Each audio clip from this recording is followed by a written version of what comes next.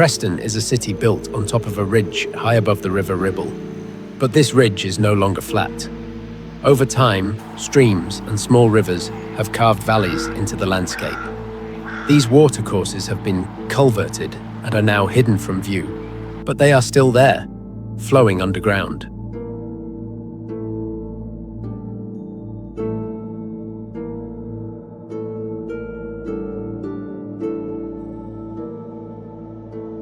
The Moorbrook Inn on North Road is named after the Moor Brook, which runs west to the Ribble.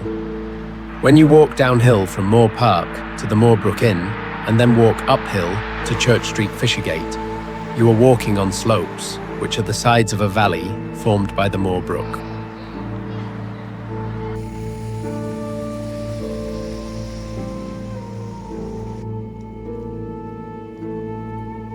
Another significant stream or small river in the town was the Syke, sometimes known as the Avenham Syke. It rises from a spring at the junction of Grimshaw Street and Queen Street at a height of about 40 metres above sea level, and then flows west to the Ribble, down and along Syke Hill and Syke Street, Cross Street, Winkley Square, Garden Street, and then under the railway towards Broadgate and the Ribble.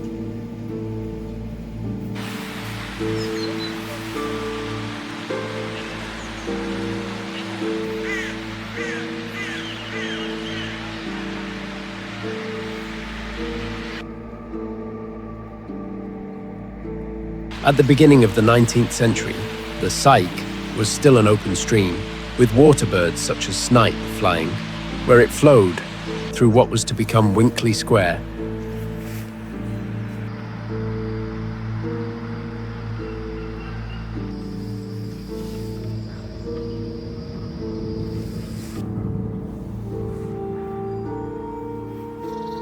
At that time, it was still crossed by a bridge near the junction of Fishergate Hill and Broadgate.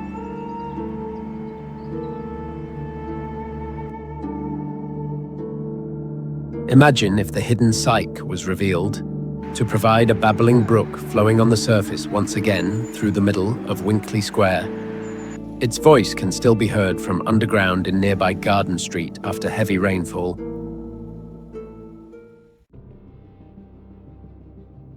Now, there is no finer example than Preston for marking the ancient springs and the waterways. Now, we've got two obelisks in this square. And at one point there was springwater fountains for the public to drink in this area. And don't forget that the squares are the focal points of the towns and cities. These are where the majority of the springs would have been. And at times, like I've seen on my travels in Europe and in south of France and in Germany, we have seen the obelisks themselves and the water's coming out of the obelisks. So they're not just marking them, it's actually flowing out of the obelisks, which leads me to think, are these obelisks in Preston marking the waterways, or would the water actually come out these obelisks at one point, just like I've seen on so many times in Europe, and especially Germany, south of France and Italy?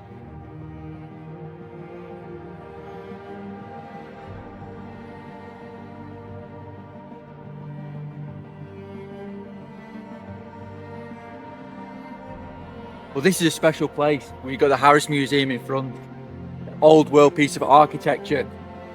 And all of these bits where the old world architecture congregates, we know there's water around. We know these underground rivers. We know these springs. We know these buried, sacred living waters that we need to free. And one day this will happen. But for now, Preston's asleep.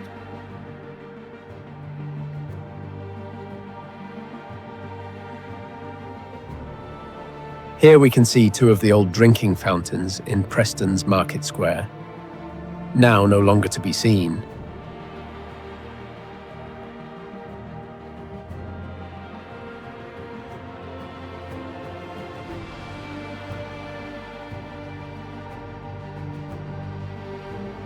Now in the photos we see the wells in this square in line with the obelisks, but we also know that Minspit Well, which we're about to show you, is directly in line with this obelisk behind the structure that I'm facing right now.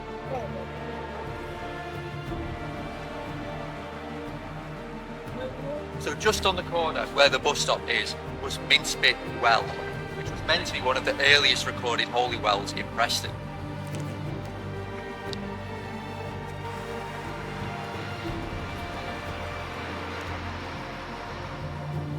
The spit or sprit element in the name perhaps indicates the original strongly flowing spring or fountain. The site is now covered over, but Cuerden, writing in the 1680s, describes the picturesque early morning scene as the town's housemaids collected water in what was accordingly referred to as Petticoat Alley. Preston's Miller Arcade is almost cathedral-like in its magnificent high ceilings and walkways that cross like a transept and nave. The tiled entrance to the former Crown Hotel is still visible, as is the ornate lettering over the old way into the Turkish baths, also now long gone.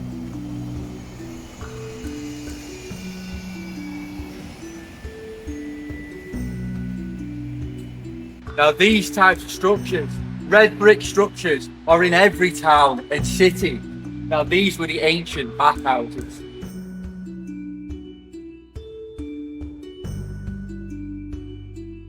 It says Turkish bath on it still, giving us clues to what it was. And after that, it was a hotel. Now it's the Miller Arcade. But look at the architecture, look at the symbology.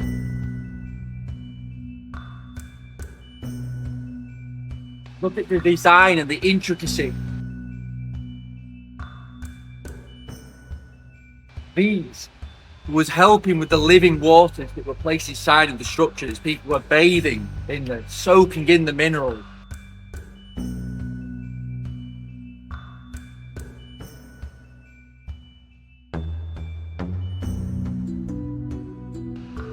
Exfoliation.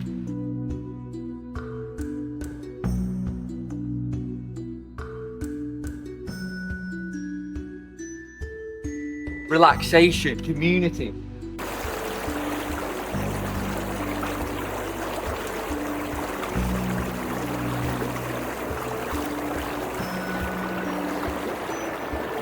This is what these structures' intended function was originally in the ancient world and the not so long ago world of the late 1800s.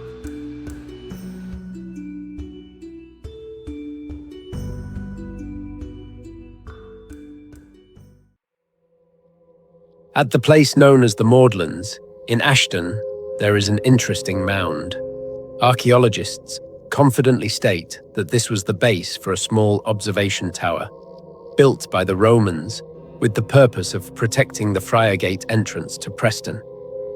Local people, however, always had superstitious feelings about the place, because the area was also known to be the site of a medieval leper hospital, St. Mary Magdalene's.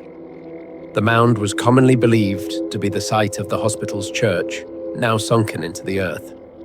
On Christmas Eve, they said, bells could be heard ringing beneath the ground.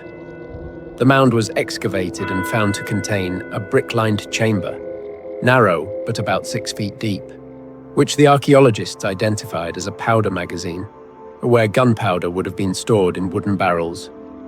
So behind me is the Church of St. Walburge's, the tallest spire in England. Now, this whole place was surrounded by sacred springs, surrounded by spas as well.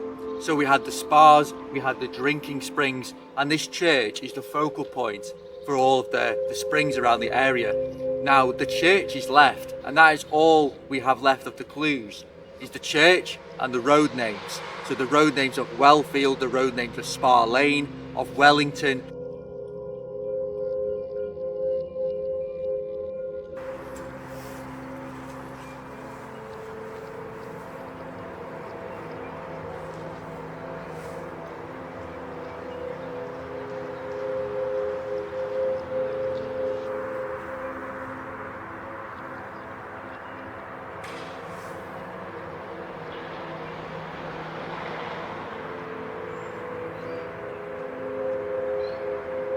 All of these names signify water in the area, and you can use this technique anywhere you go in the realm. St. Walburge's church was also the scene of a veritable miracle in 1845, when a Preston woman suffered a broken knee, which threatened to cripple her.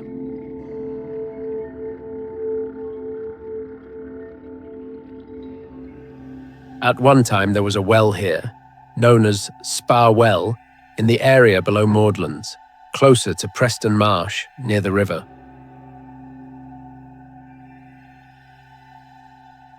The well gave forth copious amounts of mineral-rich water, which was valued for its health-giving benefits.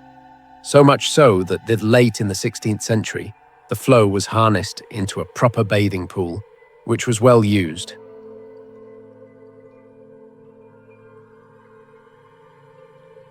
The water, which was said to be extremely cold, was described as fizzy and invigorating, and this is why it became known as Spa Well.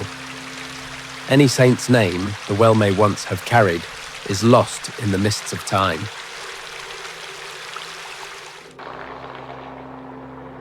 Preston once had a number of wells that were fed from springs.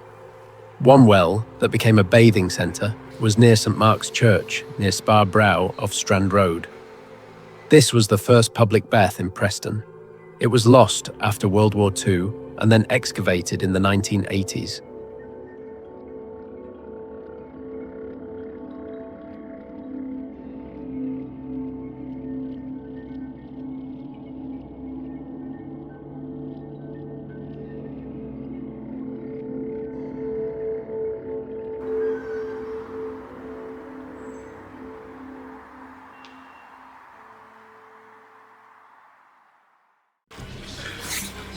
St Mary's Chapel on Friargate has been completely swept away. The very old church that lay behind the buildings on Friargate was a charming and much-loved place of worship before it closed its doors for the last time. Many Prestonians fought to save the place, but unfortunately did not succeed in their efforts.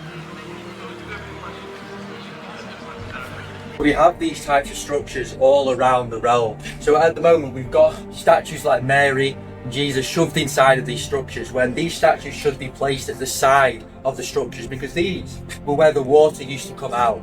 And now when the Great Recess happened, they turned these into war memorials and then religious buildings only, but then took the water supply off.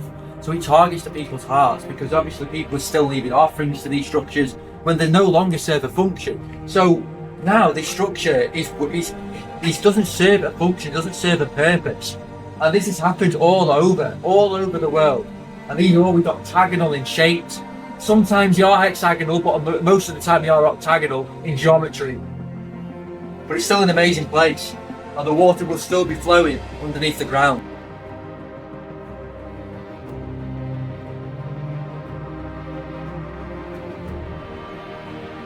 Located across from St Mary's Chapel on Friargate, you will find one of Preston's most historic bars, the PLAU. The ancient building, gin and beer house, dates back to 1668. The basement, known as the vaults, has long been one of the more eye-catching elements of the venue, thanks in no small part to the medieval well you can find there. In the months during the restoration, the well was excavated below the water table to a depth of 43 foot. The well is covered by a thick layer of glass, and when I visited the well and room were covered with hot mist. Could this indicate that the well's water is heated from below, perhaps by a geothermal spring? The large stone well was found to be built with excellent quality for such a structure, which suggested it was built by an individual or organization of high status.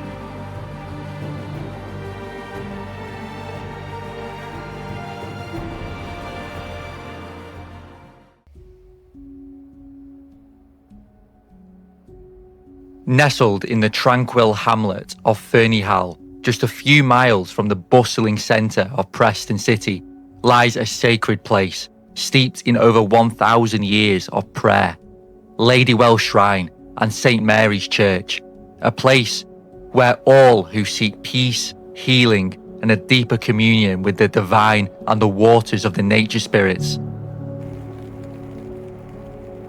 We have the yew portal trees guarding the entrance to St. Mary's Church.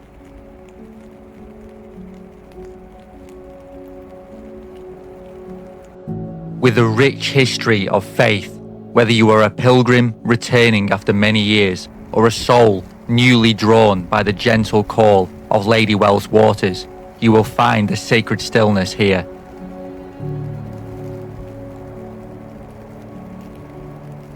According to the legend, in about 1471, a merchant sailing across the Irish Sea was caught in a terrible storm.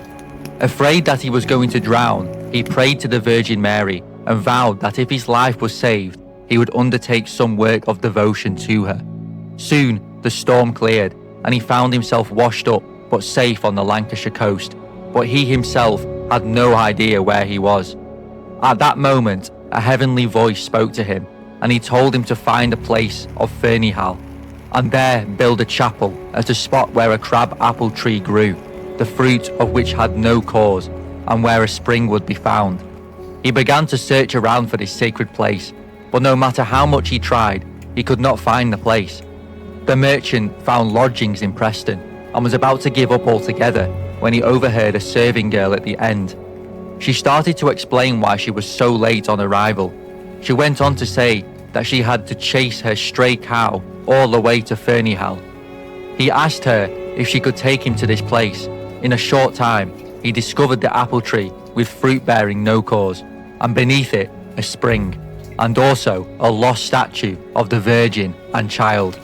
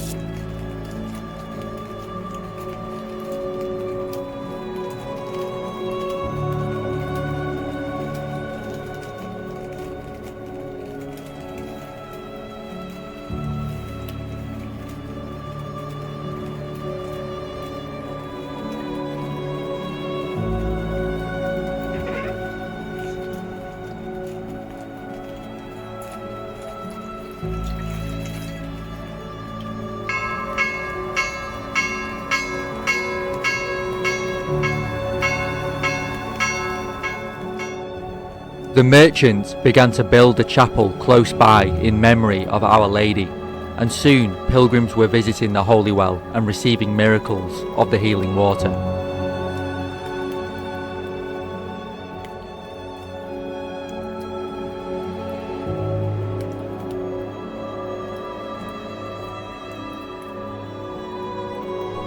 The date attached to this legend is 1471, because a small chapel was indeed built here at that date, and a new one replaced it in 1796. The fact that there was already a statue in place as early as 1471 proves how sacred this spot was always thought to be, long before the Christians gave it a name.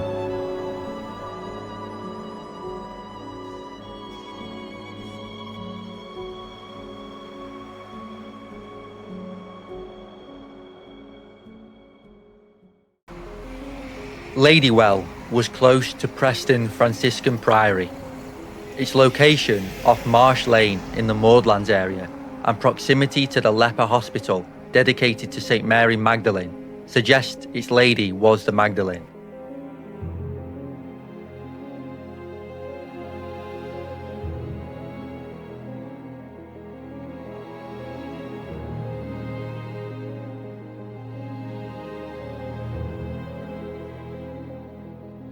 The Grey Friars, whose gave the name to Friargate and the Grey Friars pub, lived by begging, saying masses and praying for the souls of the wealthy.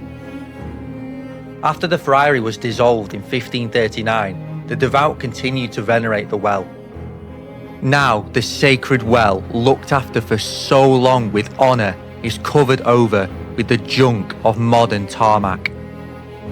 These are the excavations for the Legacy Hotel in 2007. They revealed the location of the friary and well, and gives its name to Ladywell Street, and lies beneath the car park of Brunel Court.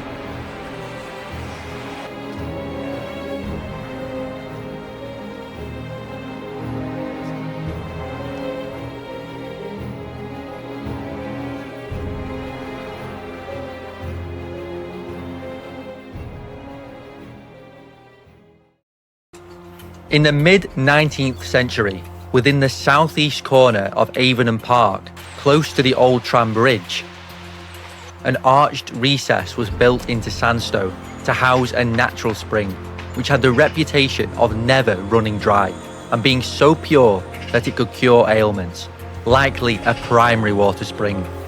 In the 1870s, a drinking fountain was erected over the spring to allow the public improved access to the crystal clear water. It is called the Dolphin Fountain, although the structure shown looks more like a sea serpent.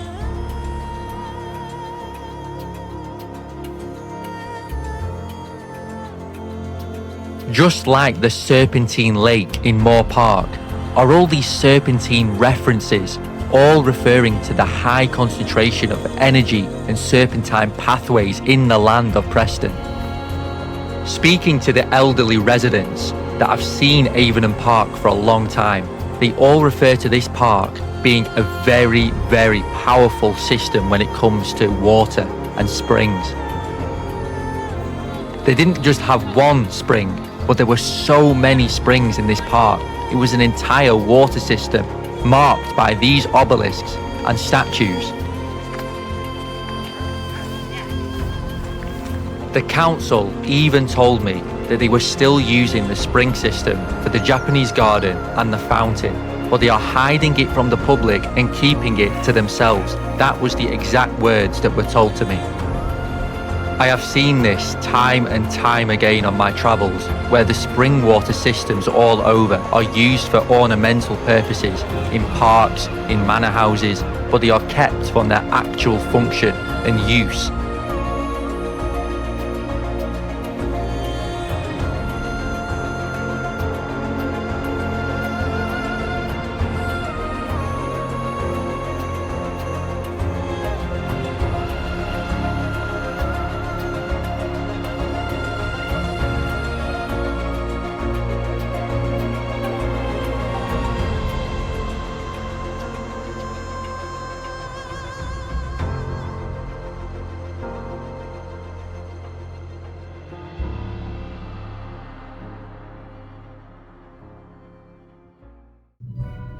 A cast-iron drinking fountain and horse trough was erected in 1897 at the intersection of Church and Stanley Streets outside HM Prison. It was donated in 1897 by Mary Cross, the founder of the Deaf and Dumb School at Brockholes. Sadly, it no longer exists. Manufactured by the Saracen Foundry in Glasgow, the font was 10 feet, 10 inches high. The wide base with canted corners supported a circular shaft ornamented with water lilies. 4 lion jambs supported 4 highly decorated quatrefoil basins. The stanchion and central column were decorated with floral relief and projecting acanthus. 4 consoles protruded from the column to suspend drinking cups on chains. 2 elaborate brackets supported lamps. The capital supported the finial, a statue of Samson. Symbolism was popular in Victorian times. Lions are symbolic of guardianship, and Samson is symbolic of strength.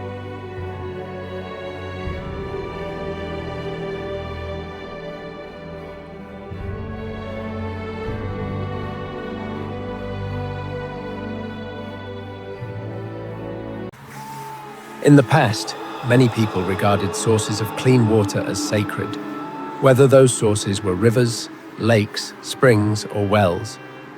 In Penwortham, there were a number of wells associated with the area around Castle Hill.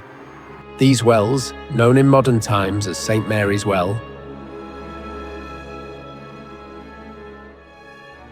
St. Anne's and St. Teresa's have been hidden and obliterated by modern transport developments. Castle Hill lies on a promontory overlooking the River Ribble. It has all the hallmarks of a sacred place and an important military position. There was a castle recorded there in the Domesday Book, and the area has been well documented as there had been a priory nearby from the 13th to the 17th century. There is also a motte still present, which underwent a partial excavation in the 19th century and is believed to be dated back to either the 7th or 11th century. The main road between Liverpool and Preston, now the A59, cuts its way east-west across the ridge, thus separating St Mary's Well from Castle Hill, with the well lying to the south of the main road. The road runs directly past the well and suggests that the earlier track which the road replaced was used by people from the west of Penwortham and the village of Howick to access the clean water from the spring that fed the well.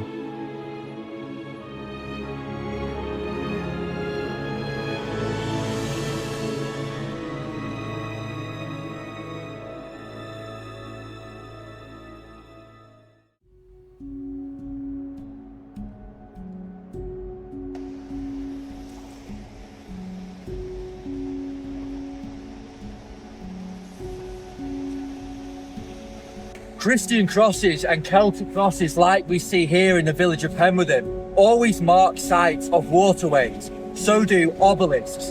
And structures like this, they don't only just mark the waterways, but they are always directly in front of the old spring where the water used to come out.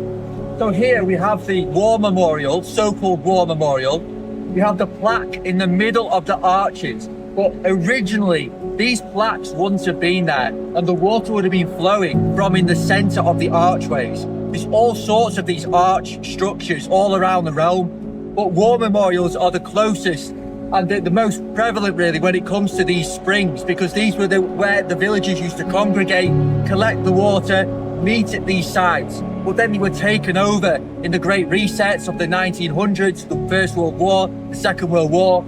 Slabs were put in the centre, and obviously now, who would question it?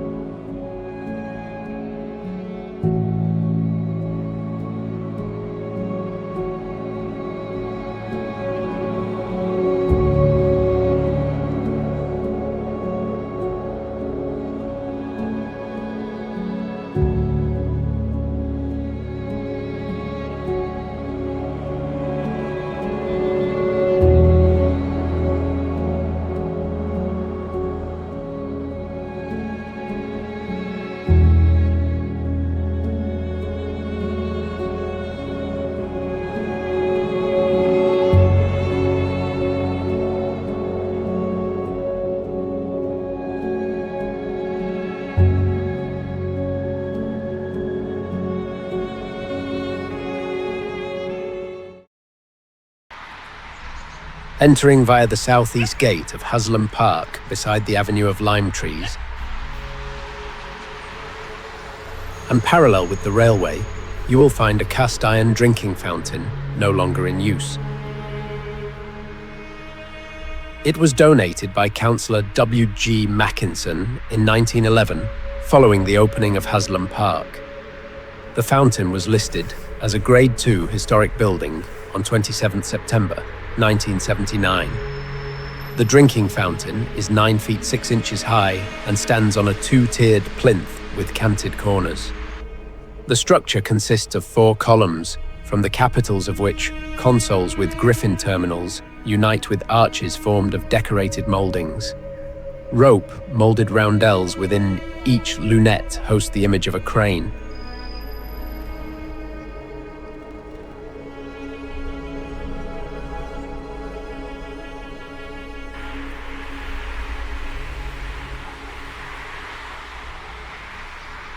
This octagonal-shaped drinking fountain seated on an octagonal plinth, also no longer in use, can be found in Ashton Park.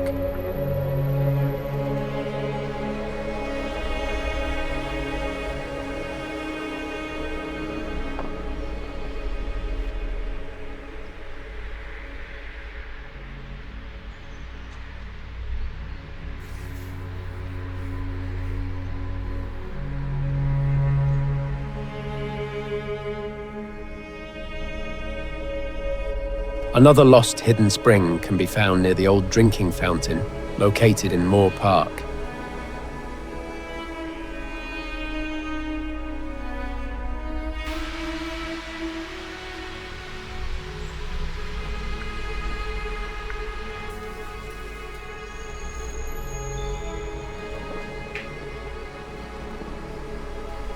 An ancient cut-down tree marks the spring's location, which is still flowing.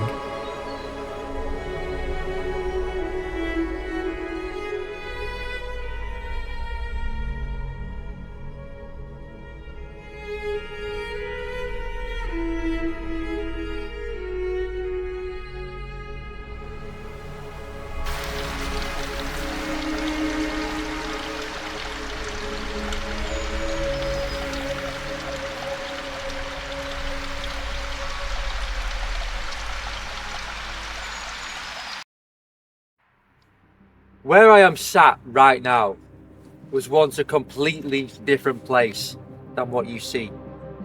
Right now, there's a Celtic cross marking the First World War, the Second World War as well. These were the reset wars. And once upon a time, this place would be a place where villagers used to come and collect the water.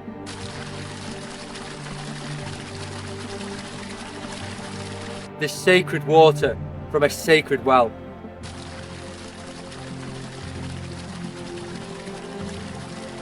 A sacred spring would have been coming out multiple points at this exact location.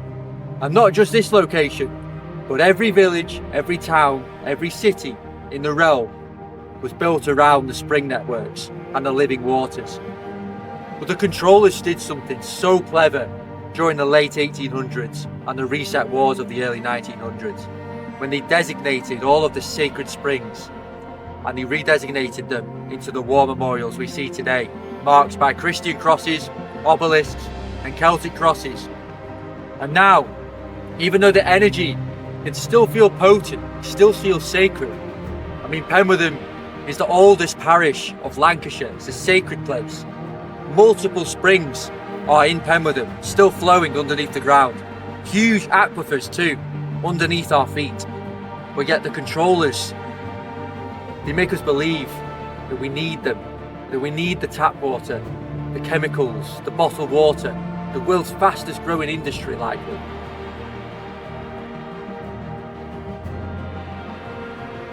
And once upon a time we didn't even need tap water or bottled water. We still don't need them. But yet there's a deep spiritual aspect to this. A spiritual aspect that goes just beyond finance. It goes beyond what a lot of people believe about water. Because water is not just something to keep us alive. It doesn't just quench our thirst. It goes so much deeper than that. Water is the bridge between the worlds. And once upon a time, like I keep saying, people used to come to these places, used to come to these sites. Where I am sat now, people used to gather and not just collect the water, they used to pray, they used to leave offerings, they used to truly connect because they knew that the water was the bridge between the seen and the unseen, the spirit and the matter, the ether and the physical world. They knew that there was no separation between them. And these were the sites where they actually practiced this deep knowledge.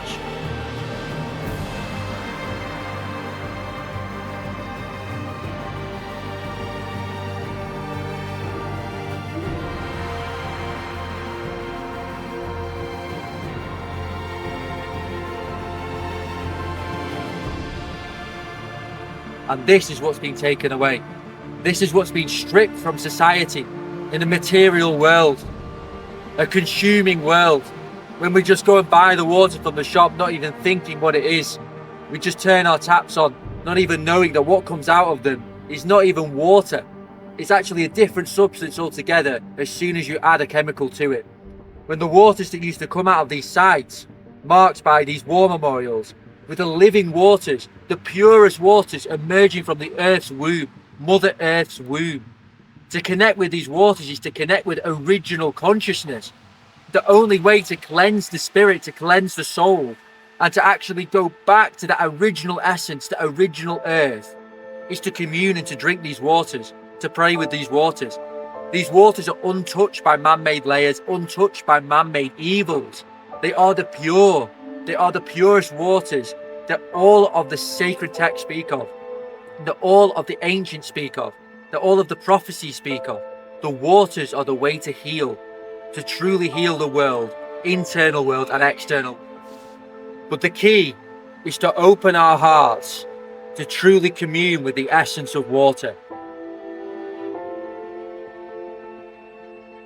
It does us no good if we treat the water as a commodity when the springs are reopened.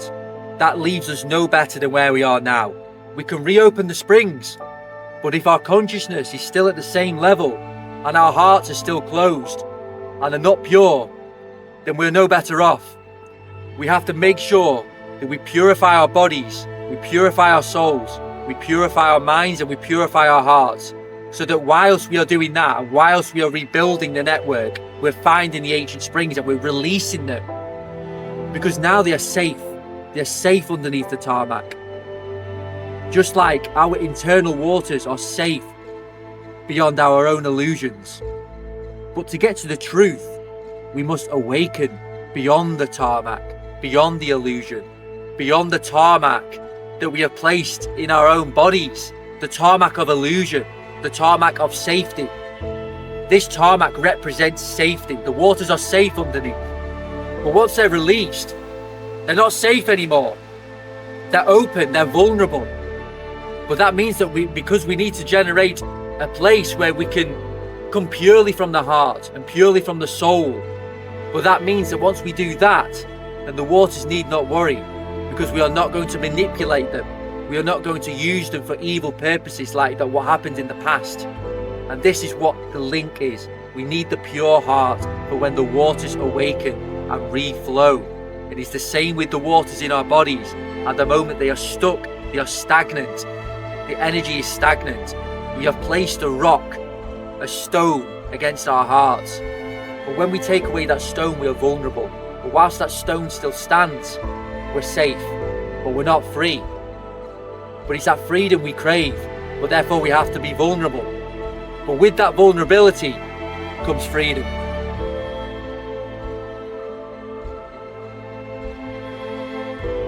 Over these last few years, I've been travelling around England, Wales, Europe.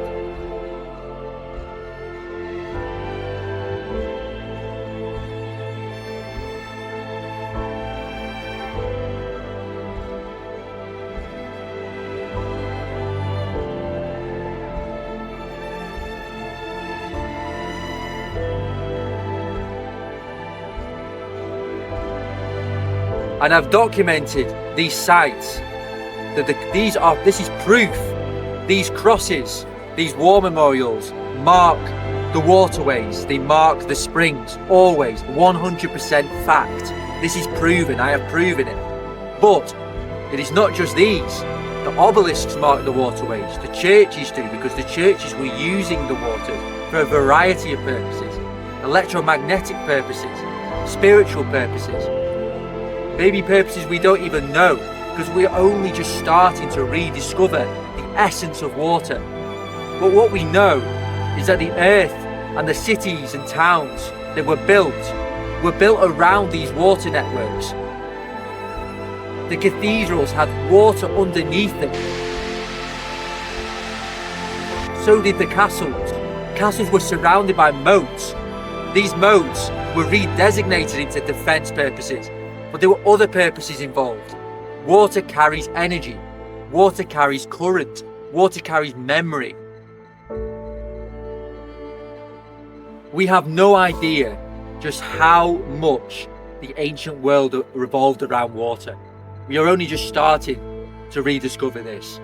But when we search and when we open our eyes once more, we can see that water is the key to life and was the key to everybody's life in the ancient world.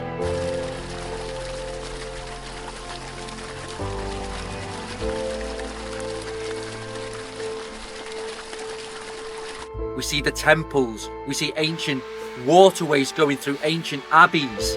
Every single ancient structure had springs going through them.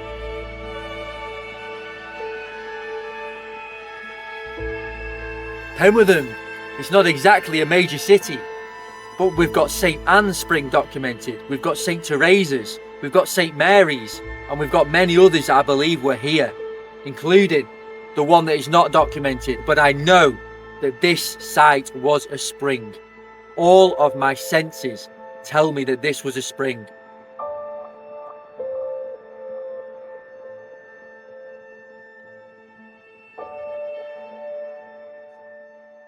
So, as many of you know, you've been conditioned to believe that God is a man sitting in the sky. And that's just not the way it is. God is in every spirit, in every leaf, in every cell.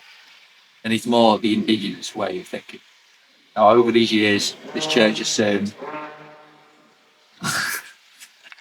So just on the corner where the bus stop was, so just on the corner, Penwortham. Ian Preston.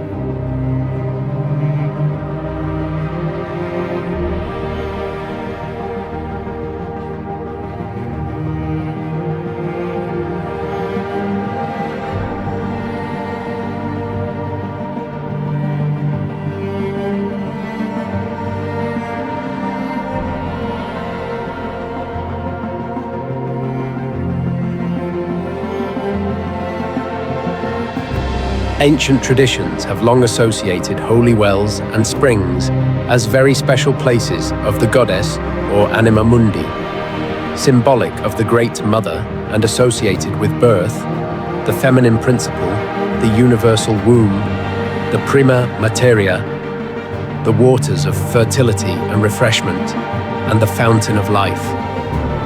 The dreaming sites, as they are called, have also been associated with visions, healing, and other paranormal experiences.